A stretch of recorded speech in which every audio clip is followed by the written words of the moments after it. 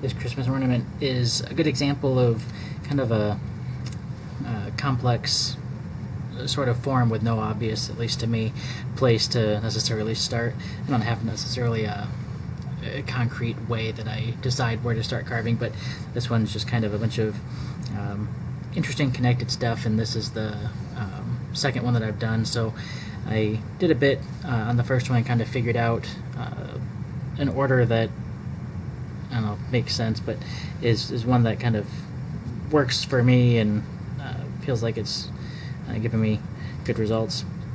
So what I ended up doing as I go around here is kind of make a single swooping cut connecting these two sides of the kind of frosty, spirally sort of thing here. I think of this as a pretty ornate snowflake, and actually I got this design on the back of wrapping paper. I like to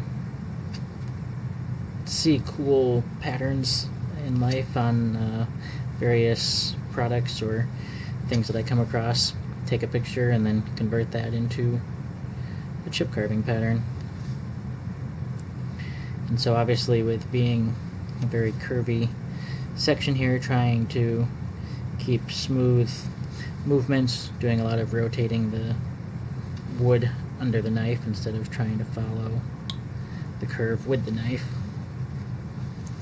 These are pretty shallow and tight curves. It's a thin cut and a tight curve, so it's easy to kind of miss pieces there. Looks like it came a little bit off of this pattern, so pick that up. And then this kind of creates a nice break, because this whole area is also going to be cut out eventually. And now I've got a break in here that I can use to cut out the diamond shape here.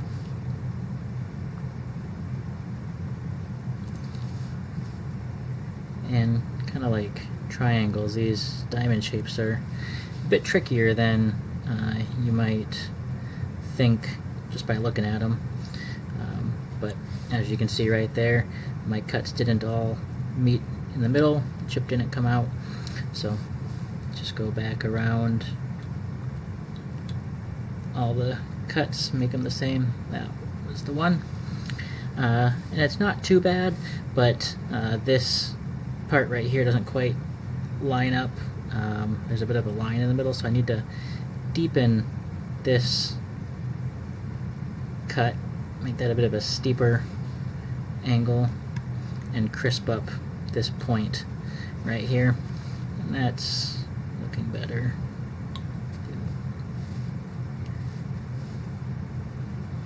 Sometimes I have to kind of rotate the wood around in the light to see the different angles, to see how the facets all interact down there.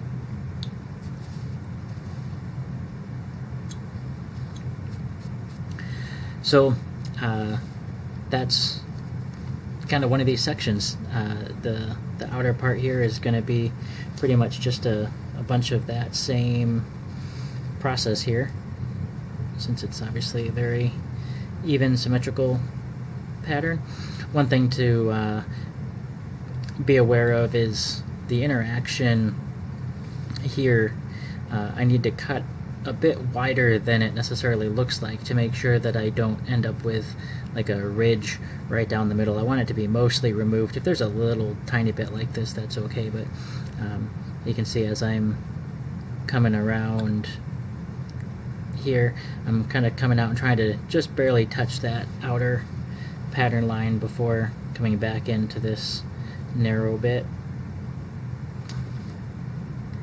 And then again, same thing on this side, cross over that and then come back in.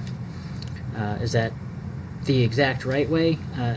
Not necessarily. It would give a different look, but just not really the look that I'm kind of envisioning or wanting for this design. I suppose that is one of the areas where the art aspect of chip carving comes in, is kind of applying your own touch, not just to the design itself, but the implementation of the design, how that's going to work with the carving process.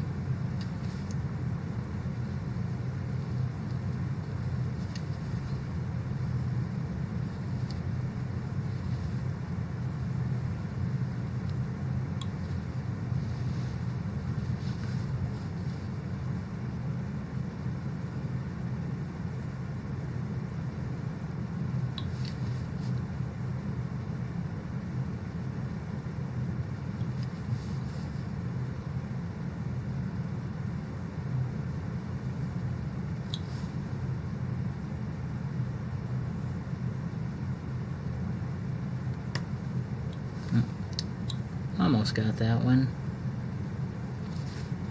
Just a little piece. I think it's right down there in the middle. Try to come at it from this way. There it is.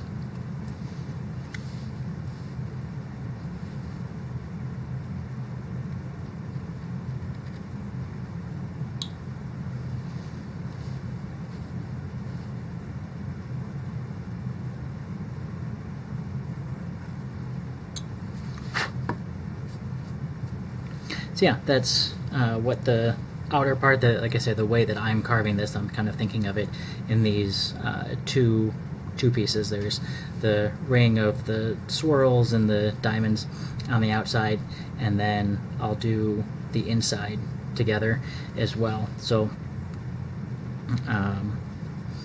I'll do a little bit of that as demonstration here as well.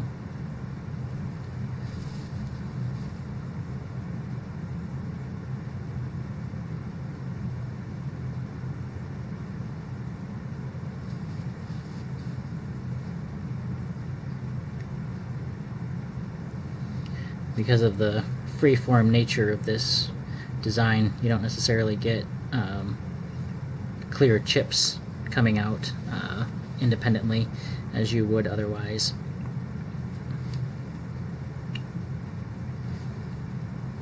So I'm going to go ahead and just pop these out. They're not like this is all connected, but get that out of the way, kind of make it clear for me on what I'm doing the rest of the way.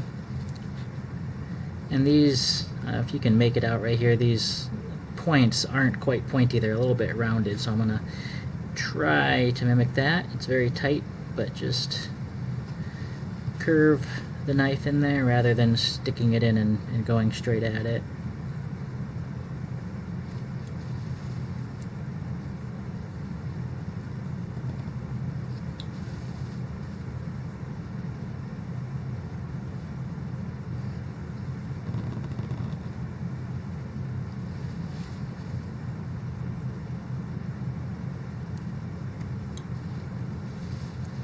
So again, I didn't quite get those lined up the way that I'd like. It should be a point right in the middle, and there's more of a line.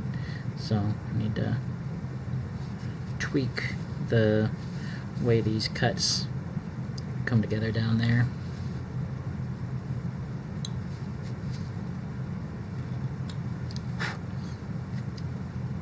And that's better.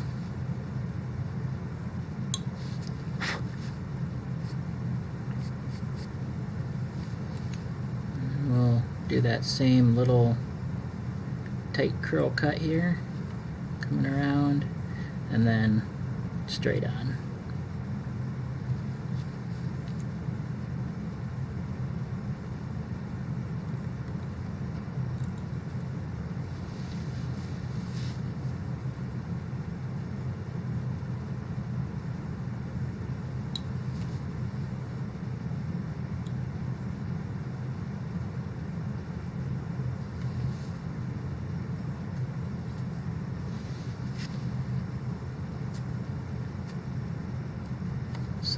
This piece didn't come out, and I think that's just because I haven't cut this middle section yet.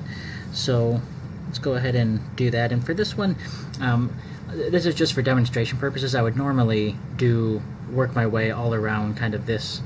I guess there's 3 sections, the outer one, this section that I'm doing, and I'd work all the way around the outside part of these triangles, but I'll go ahead and do the inner part here.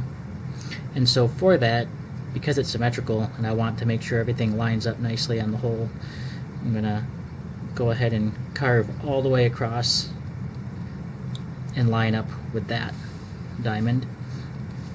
And so same thing on this side, come all the way across.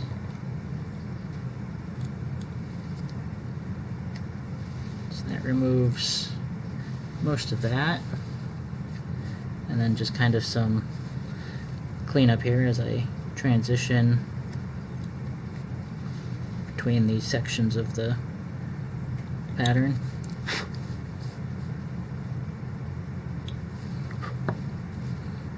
So yeah, that's kind of how that goes. And again, I would go start up here and connect all the way across.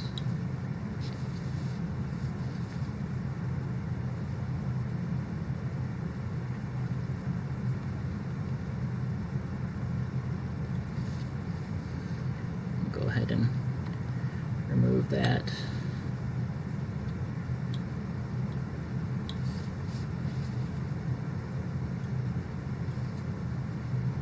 Having a hard time getting my knife back in that cut.